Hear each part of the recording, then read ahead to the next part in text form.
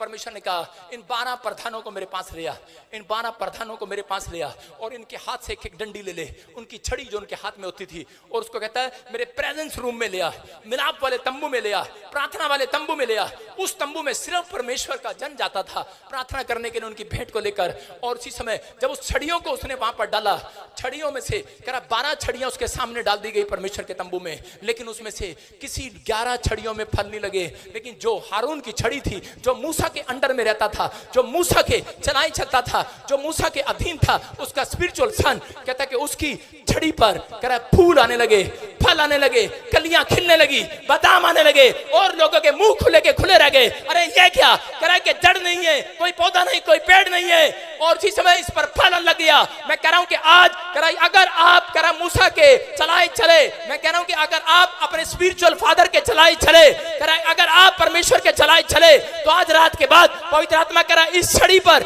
आपके पास अच्छा कुछ ना हो, आपके पास कोई बिजनेस ना हो, कोई पैसा ना हो, कोई दिमाग ना हो, कोई टैलेंट ना, कोई हुनर ना हो, लेकिन आज रात के बाद कह रहा अगर आप परमेश्वर के प्रेजेंस में आए, आपने प्रॉमिस किया, आप अधीन रहे, आप